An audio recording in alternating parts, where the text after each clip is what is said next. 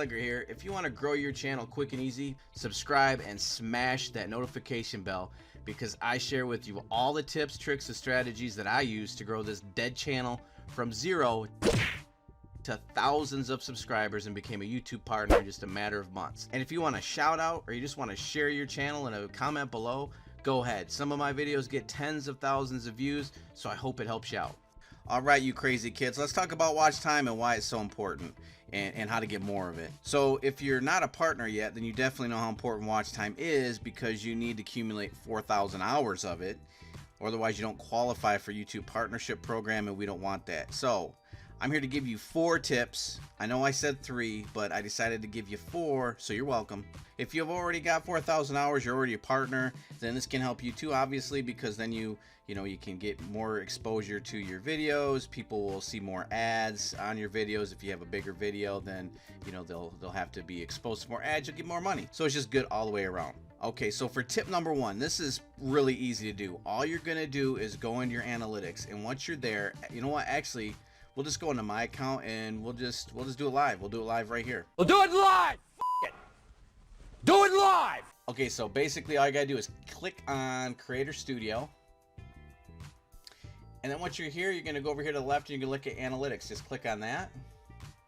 And then we're gonna scroll down a little bit, and right here it's automatically set up for watch time. So this is looking at your videos and it's ranking them from the watch time highest to lowest. So right here is your top, your top watch time getters.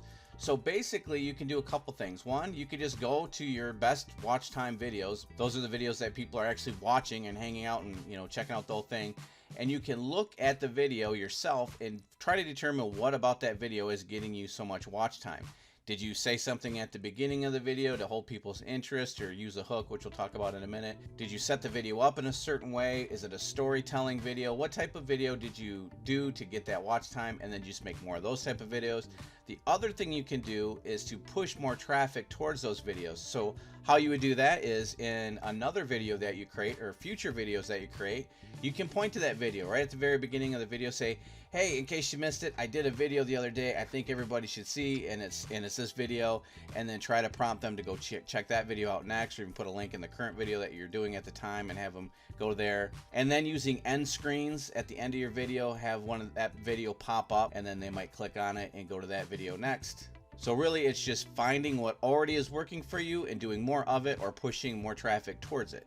All right, let's go to tip number 2. So with this tip, you're just trying to hold the audience's attention longer in your video. So you can do that a multitude of ways, rather than just sitting stagnant in front of the camera. If you're doing like a vlogging type video where you're just sitting there talking to the camera, you can do what's called B-roll, and B-roll is while you're talking, show footage of the related topic over top of your video.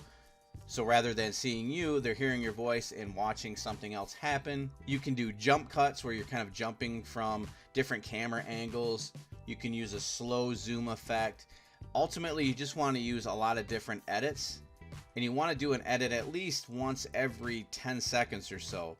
Maybe even less, because it keeps people's attention. Their eyes are constantly moving, they're holding their focus longer, and they're not going to get quite as bored as if you were just sitting there talking to them stagnant in front of the camera. So that can definitely result in longer watch time. The other thing you can do are list videos, just like this one. So you say, hey, I'm going to give you 3 tips, 4 tips, 5 tips, whatever the case may be. They're much more likely to stay around and get each tip and all the way to the end. And now for that extra tip, tip number 4, use a hook, like a statement at the beginning of the video that is going to keep people on your video. It could be something like, hey, found out how I did this here in a minute. I'm going to show you, but first let's look at this real quick. Or if you want to see how that happened, watch here in a second, I'll reveal that. Do something to get them to stay longer and to wait for that information that you're going to share. But the other thing you can do is use thumbnails as hooks, and I see a lot of YouTubers do this, particularly in the car niche. So let's look for an example. Okay, so here's an example of what a thumbnail hook could be. So if you see here, the YouTuber is posting a video about his new wheels that he has. So it's building curiosity for one, so people might want to click on it.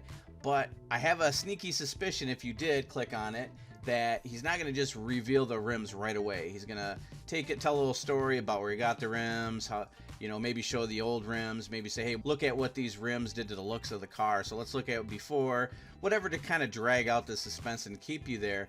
And then eventually he's going to reveal the rims. So here's an example of this. This is one example. If we scroll down here, here's another. This is RP Production. He does a lot of thumbnails where he, you know, I think he damaged his car once, so he blurred that out. And he's got new rims. He constantly modifies his vehicles, and he does that a lot where he'll blur out or block out different parts of the car that he modified, and then when you get in there, he makes you wait before he actually reveals it. So, you know, you can see a lot of YouTubers doing this because it works. So those are 4 quick tips. They will definitely help. I use these tips myself. Other YouTubers use them. Obviously, they do work. So that's pretty much it for this video. Wanted to get out there and share these with you so you can get that watch time up if you needed it. Help you get those 4,000 watch hours if you're trying to make the partnership. And if you've already made the partnership, then you can use these to further grow your channel and make more money. All right, I'm going to wrap this up, and I will see you in the next video.